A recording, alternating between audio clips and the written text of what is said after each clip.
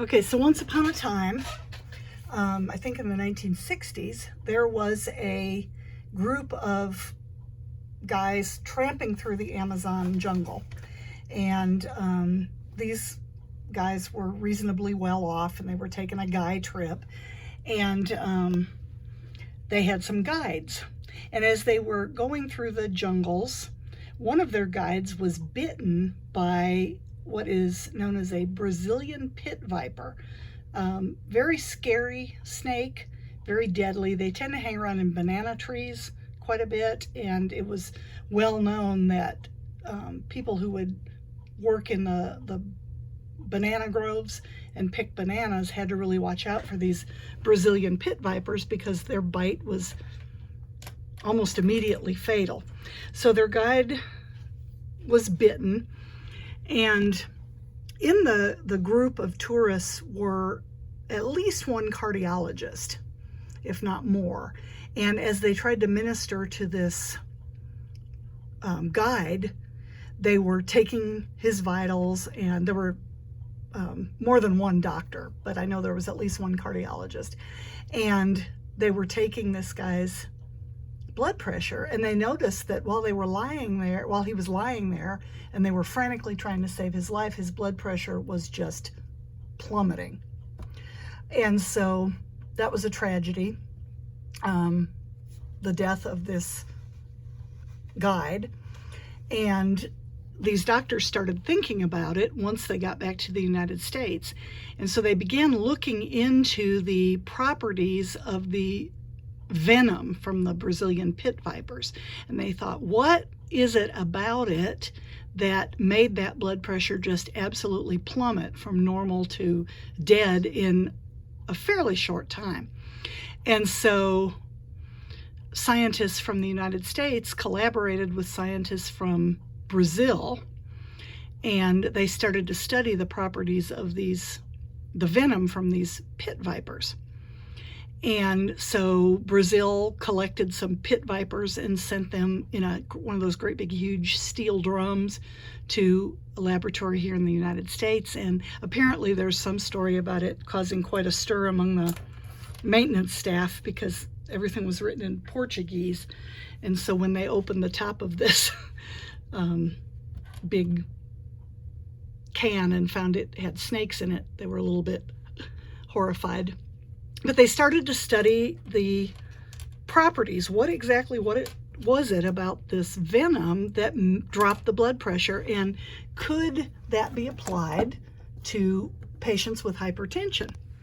And so to look at exactly what the pit viper venom did, we have to go back and recap when you looked at cardiac action in both med-surg and A&P. So if you look back, we remember that angiotensin is a hormone that causes vasoconstriction. And the body is alerted that it has to release angiotensin by the action of renin in the kidneys.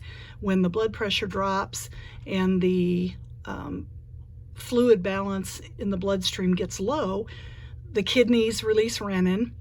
Renin sends a signal that angiotensin is needed to further vasoconstrict, and then that in turn signals aldosterone, which helps the body retain sodium, so that will provide more fluid. So angiotensin is the substance that we want to look at, because angiotensin is a hormone that comes in two forms. It comes in as a precursor, so they call that angiotensin 1, and then angiotensin 2 is the substance that actually narrows the blood vessels. And the way that angiotensin 1 goes from to angiotensin 2 is an enzyme that they simply call angiotensin converting enzyme, or ACE, ACE. And so it is the action of angiotensin 1 then being changed to angiotensin 2 by the action of this angiotensin converting enzyme. And so once it changes to angiotensin 2, then the blood vessels are narrowed, and constricted blood vessels raise blood pressure, and then that signals the aldosterone to hang on to sodium.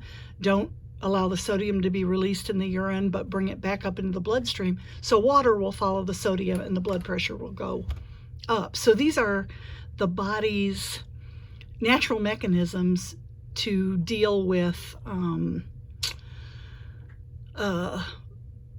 dehydration and resulting low blood pressure. But it was found that a substance in the venom of the Brazilian pit viper actually stopped that enzyme from changing angiotensin 1 to angiotensin 2. And so there was the first inkling of some kind of a medical application that led to the development of ACE inhibitors. And when we think of angiotensin, we have to think that angiotensin 1, Angi-1, is not so bad. Pretty benign, doesn't really do much of anything. But then angiotensin converting enzyme converts her to Angi-2, and angiotensin 2 has kind of a negative effect on the blood pressure. In a normal person, it drives the blood pressure up, and that's a good thing. But in a person who already has high blood pressure, angiotensin 2 has a negative effect on the BP. BP, get it? So just remember, Angi-1 gets changed to Angi-2, and Angi-2 is what's going to drive up that blood pressure. So we need to inhibit the conversion of Angi-1 to Angi-2 in people with high blood pressure. And that's where the first category of drugs come in on page 142, and those are called the angiotensin converting enzyme inhibitors, or ACE inhibitors. And those were the first ones that were developed. And they all end in the word pril, hence pril from Brazil. Captopril is our prototype ACE inhibitor, and we've got some others too. And one of the things they're known for is that they give you this dry cough, and they can kind of make it very uncomfortable because this person just has this continual, hacking sort of dry cough that's very annoying. And particularly married women will show up to the doctor and say, my husband told me that if I don't stop this cough, they're gonna, we're gonna have separate bedrooms. And so many times they end up having to take something else, or they're not really compliant with their regimen. Now, with the prils, there is a tendency to cause what's known as angioedema. And if you look at page 145, you can see an example of what we call angioedema. Figure 810, you can see that this person has very swollen mucous membranes. Her upper lip is very swollen. If something isn't done, eventually the other mucous membranes of her mouth are going to swell, including her throat, and she is going to have trouble getting air. So angioedema is a big risk. If you notice any kind of facial or oral swelling, call 911 or go straight to the emergency department. And people who work in the emergency department know that if somebody shows up at the desk with swollen lips and they're kind of talking like this because they can't get any air in, that's an emergent situation. They take them straight back, especially if